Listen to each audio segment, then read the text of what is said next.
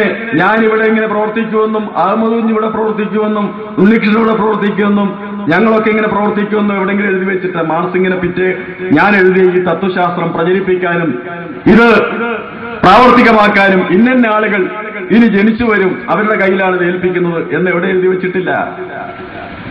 Marxism എഴുതി വെച്ചു. പിന്നീട് അത് ഏറ്റെടുക്കാൻ നാട്ടിൽ ആളുകൾ ഇങ്ങനെ വർദ്ധിച്ചു വരികയാണ്. മാർക്സിനെ തള്ളിപ്പറഞ്ഞവരിപ്പോ മാർക്സിസം പഠിക്കുകയും മാർക്സിനെ തിരിച്ചു വിളിക്കൂ എന്ന് പറയുകയും ചെയ്യുക. ലോകത്തെ പല രാജ്യങ്ങളിലും തൊഴിലാളി വർഗം, ആ തൊഴിലാളി വർഗം കൃഷിക്കാർ, മറ്റ് ബഹുജനങ്ങൾ, ജീവിത പ്രയാസങ്ങൾ കൊണ്ട് ദുരിതമനുഭവിക്കുന്ന ആളുകൾ മാർക്സിനെ തിരിച്ചു വിളിക്കൂ ലോകത്തെ രക്ഷിക്കാൻ, മാർക്സിനെ തിരിച്ചു വിളിക്കൂ രാജ്യത്തെ രക്ഷിക്കാൻ എന്ന് പറഞ്ഞുകൊണ്ട് പ്രക്ഷോഭ രംഗത്തും സമരരംഗത്തും വന്നിരിക്കുക. ഇവിടെ ചില ആളുകളുടെ ധാരണ കമ്മ്യൂണിസ്റ്റ് പാർട്ടി ഇപ്പൊ എവിടെയുണ്ട്? കേരളവും ബംഗാളും ത്രിപുരയും കുറച്ച് സ്ഥലത്തല്ലേ ഉള്ളൂ. കമ്മ്യൂണിസ്റ്റ് പാർട്ടി ഇന്ത്യ മുഴുവൻ ഉണ്ടായിക്കൊള്ളുന്നില്ല. കമ്മ്യൂണിസ്റ്റ് പാർട്ടി അമേരിക്കയിൽ ശക്തിയുള്ള പാർട്ടി ആയതുകൊണ്ടല്ല വാൾ സ്ട്രീറ്റ് സമരം. കമ്മ്യൂണിസ്റ്റ് പാർട്ടി ഈജിപ്തിലും ടുണീഷ്യയിലും ലിബിയയിലും സിറിയയിലും കമ്മ്യൂണിസ്റ്റ് പാർട്ടി ഉള്ളതുകൊണ്ടല്ല അവിടെ പ്രക്ഷോഭം നടക്കുന്നത്. ലോകത്തെ പല രാജ്യങ്ങളിലും 80ഓളം രാജ്യങ്ങളിൽ 1000ഓളം പട്ടണങ്ങളിൽ നടക്കുന്ന സമരങ്ങളിലെല്ലാം ചില സ്ഥലങ്ങളിൽ കമ്മ്യൂണിസ്റ്റ് പാർട്ടിയുടെ പങ്കാളിത്തമുണ്ട്. പക്ഷേ നേതൃസ്ഥാനങ്ങളിൽ കമ്മ്യൂണിസ്റ്റ് പാർട്ടി ഉള്ളതുകൊണ്ടല്ല. അതുകൊണ്ട് ഇന്ത്യ രാജ്യത്തെ ബൂർഷ്വാ ഭരണകൂടത്തിന്റെ തെറ്റായ നയങ്ങൾക്കെതിരായ പോരാട്ടങ്ങളിൽ അതിന് നേതൃത്വം കൊടുത്താൻ കമ്മ്യൂണിസ്റ്റ് പാർട്ടിയുടെ ആവശ്യമില്ല.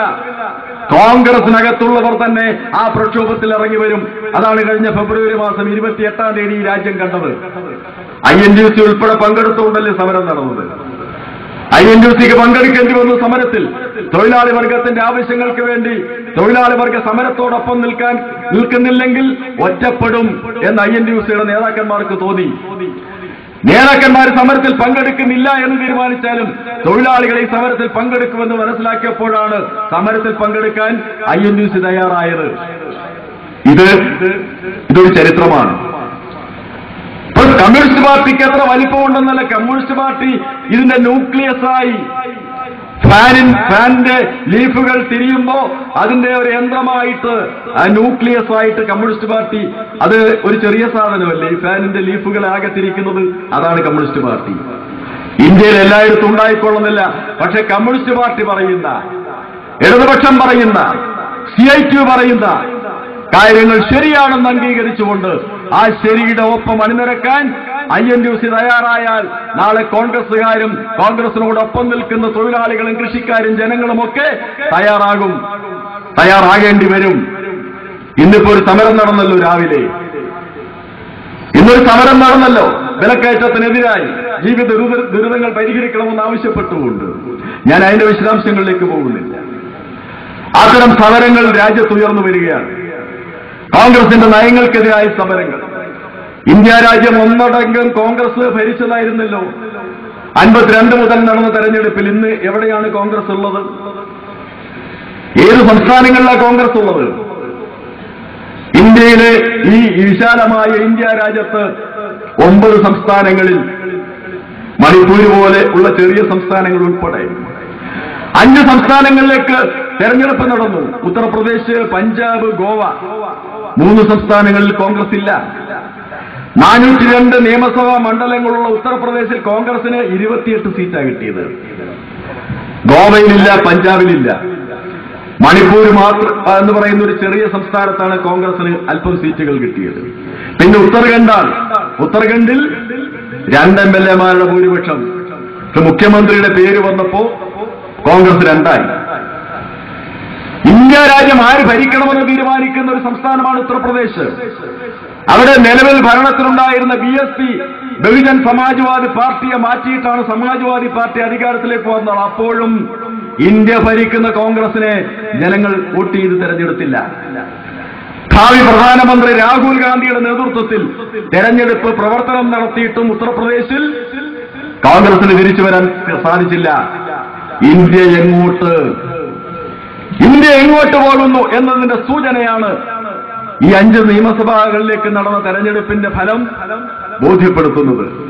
ആ കോൺഗ്രസിനെ ഈ നാട് രക്ഷിക്കാൻ കഴിയും എന്ന് പ്രതീക്ഷിച്ചിട്ടാണോ അഹമ്മദ് കുഞ്ഞ് കോൺഗ്രസിനൊപ്പം ചേർന്നത്? നല്ല കാലത്ത് നാഴി കറക്കാത്തത്, അച്ചുവട്ടന്റെ ഭാഷയിൽ പറഞ്ഞാൽ കുട്ടിയും ചത്ത് കുടിയും പറ്റി എല്ലാം കഴിഞ്ഞിട്ട് ഇപ്പോഴാണ് കോൺഗ്രസിനെ നന്നാക്കാൻ. കോൺഗ്രസിനെ നന്നാക്കാൻ ചില ആളുകൾ പോകുന്നുണ്ട്. അവരുടെ ലക്ഷ്യം വ്യക്തിപരമാണ്, കോൺഗ്രസിനെ നന്നാക്കാനല്ല. അങ്ങനെ പോയ ഒരാളാണ് ശിവരാമൻ. ശിവരാമൻ കോങ്ങാട് മണ്ഡലത്തിൽ സീറ്റ് കൊടുക്കാമെന്ന് പറഞ്ഞാൽ കൊണ്ടുപോയത്, സീറ്റ് കൊടുത്തില്ല.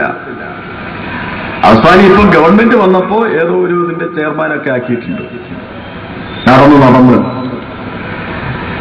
ഇവിടെ സെൽവരാജിന് സീറ്റ് കൊടുത്തു എന്ന് പറഞ്ഞാൽ സെൽവരാജിന് മുൻകൂട്ടി കരാറുണ്ടാക്കിയിട്ടാണ്. പണം കൊടുത്തതിന് പുറമെ നിയമസഭാ മണ്ഡലത്തിൽ മത്സരിപ്പിക്കാമെന്ന് കരാറുണ്ടാക്കിയിട്ടാണ് സെൽവരാജിനെ രാജിവെപ്പിച്ചത്. അങ്ങനെയൊക്കെ അല്ലാതെ നല്ലൊരു പാർട്ടിയാണ് കോൺഗ്രസ്. അത് ഈ രാജ്യത്തെ ജനങ്ങൾക്ക് വേണ്ടി, ജനങ്ങളുടെ പ്രശ്നങ്ങൾ പരിഹരിക്കാൻ മറ്റു പാർട്ടികളെക്കാൾ നല്ല പാർട്ടിയാണെന്ന് ചിന്തിച്ചിട്ട് ആരും കോൺഗ്രസിലേക്ക് പോകും എന്ന് തോന്നുന്നില്ല. അങ്ങനെ ഒരു സ്ഥിതി കോൺഗ്രസിനുണ്ടെങ്കിൽ പിന്നെ കോൺഗ്രസ് തന്നെയല്ലേ ശക്തിപ്പെട്ടു വരേണ്ടത്. ഉള്ള സംസ്ഥാനങ്ങളിൽ പോലും കോൺഗ്രസ് ദുർബലപ്പെട്ട് പിന്നോട്ടടിക്കപ്പെടുന്നു. ഈ കേരളത്തിൽ കോൺഗ്രസിന് എത്ര കക്ഷികൾ ചേർന്നാലാണ്, ഒരു മുന്നണി ഉണ്ടാക്കിയാലാണ് അധികാരത്തിൽ വരാൻ കഴിയുക?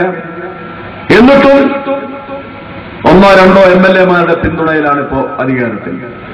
ഇന്ത്യ രാജ്യത്ത് എത്ര കക്ഷികൾ ചേർന്ന് മുന്നണിയായിട്ടാണ് ഭരിക്കുന്നത്? ഭരണത്തിന് എന്തെങ്കിലും തീരുമാനമെടുക്കാൻ പറ്റുമോ? മമതാ ബാനർജി എന്തു പറയുന്നു അത് അംഗീകരിക്കണം. കരുണാനിധി എന്തു പറയുന്നു അത് അംഗീകരിക്കണം. ആത്യന്തികമായ ലക്ഷ്യം ഉമ്മൻചാണ്ടിക്ക് മുഖ്യമന്ത്രി കസേര പോലെ മൻമോഹൻ സിംഗിന് പ്രധാനമന്ത്രി കസേര മാത്രം, വേറൊരു ലക്ഷ്യവുമില്ല. ഇതല്ലേ രാജ്യത്തിന്റെ അവസ്ഥ. ഞാൻ മറ്റ് വിശദാംശങ്ങളിലേക്ക് പോകുന്നില്ല. അതുകൊണ്ട് ഇനി പ്രസ്ഥാനം